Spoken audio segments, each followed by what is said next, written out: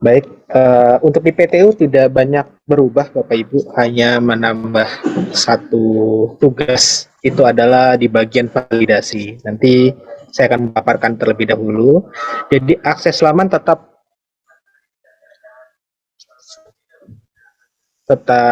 sama, yaitu di sister perguruan tinggi masing-masing untuk PSD dan juga LLDT sister kementerian, dan PSD PTU PT Kementerian Mitra itu juga di sister kementerian. Itu ada di untuk kementerian di sistemdikbud.go.id, sedangkan untuk PTU PTN yang sudah memiliki server tersendiri itu di sister domainnya masing-masing.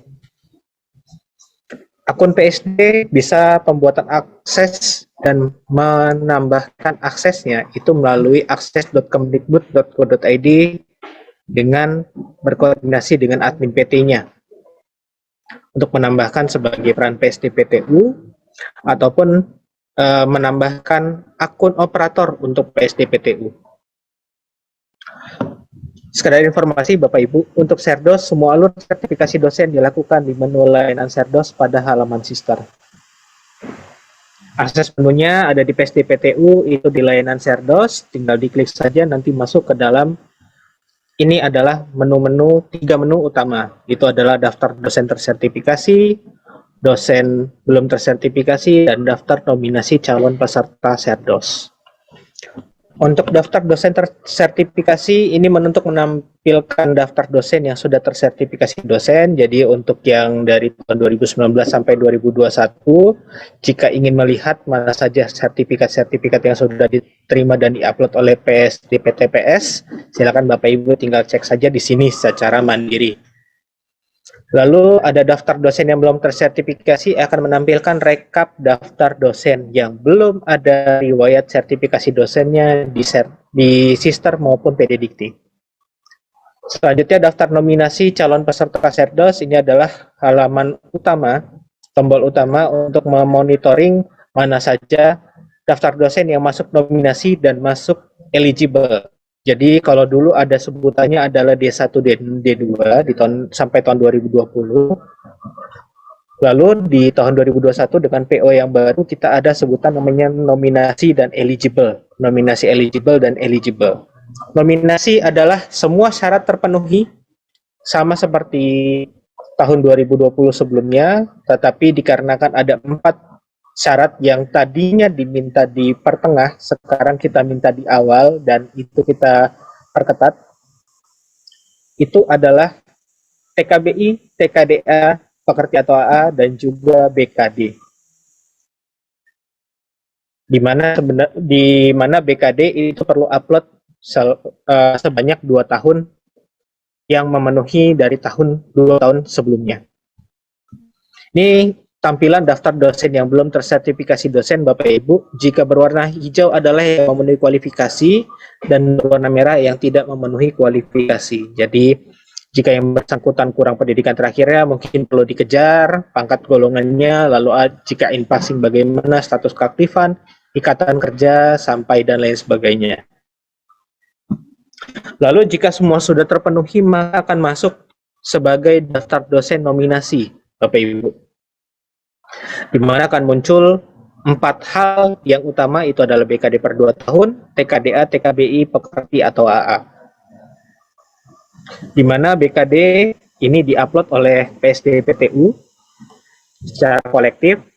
Jadi karena sekarang adalah yang akan kita buka Serdos tahun 2022, berarti BKD yang akan kita minta adalah BKD 2020 dan 2021.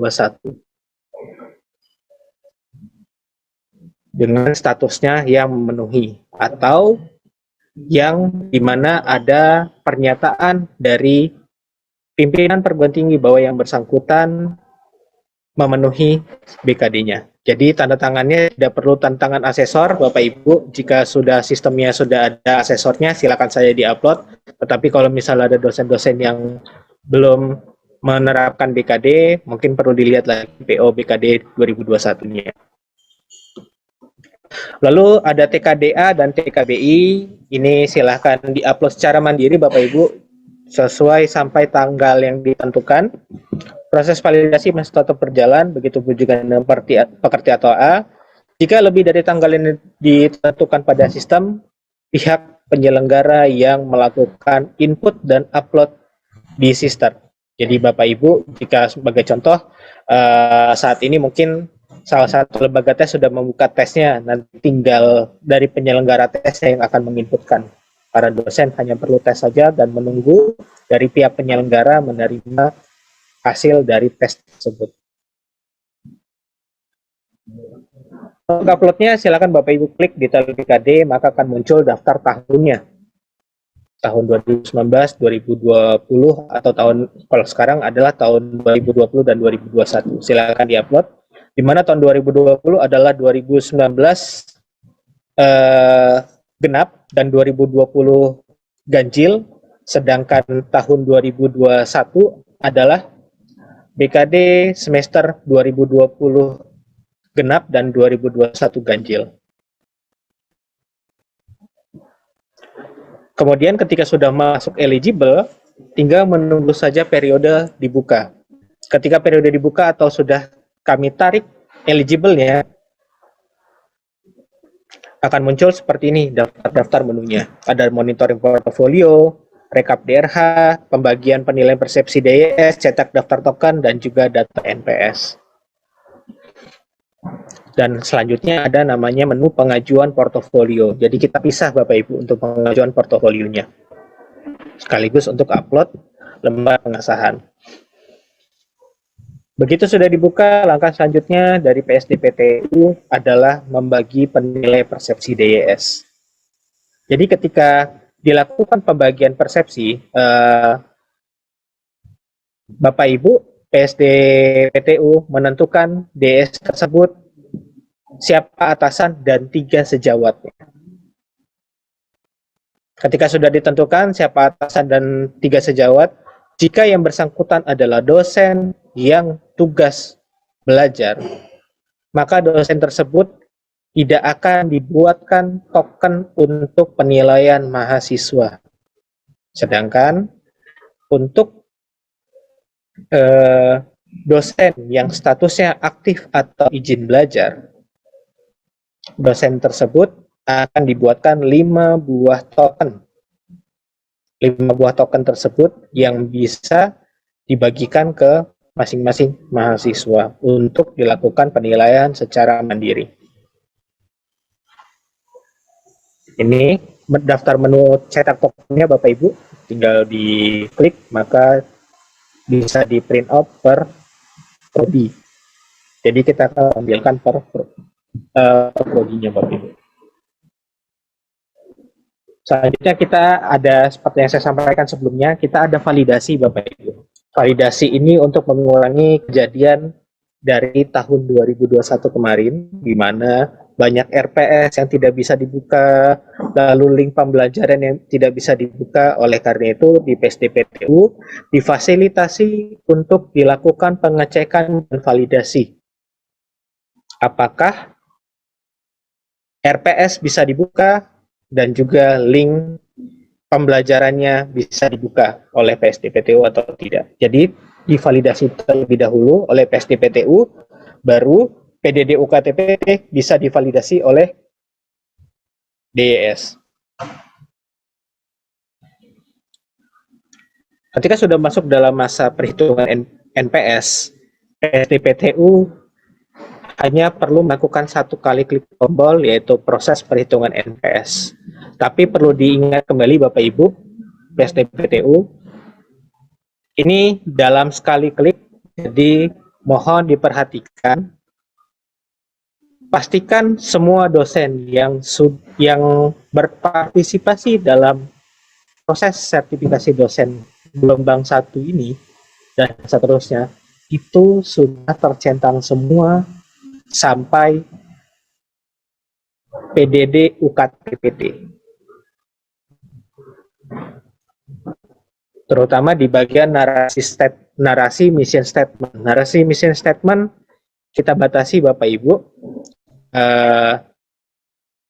Kita batasi tidak boleh terlalu pendek, karena tahun lalu ada yang mengisikan hanya pembelajaran. Saya memilih penelitian, itu benar-benar diketik. Oleh karena itu, kita batasi minimal adalah 100 kata, minimal adalah 50 kata, maksimum adalah 150 kata. Jadi tidak usah terlalu panjang. Seperti itu Bapak Ibu. Dan jangan juga terlalu pendek. Di situ menceritakan bagaimana narasi mission statement-nya, yang bersangkutan memilih apa. Nanti akan saya sampaikan di slide selanjutnya terkait dengan DYS. Ketika sudah dilakukan perhitungan NPS, jika yang bersangkutan sudah lulus, Bapak Ibu, mohon maaf, ini masih tampilan yang lama yang di bagian unggah lembar pengesahan. Di bagian unggah lembar pengesahan nanti akan ada di menu pengajuan portfolio. Jika sudah, SDPTU tinggal melakukan sinkronisasi.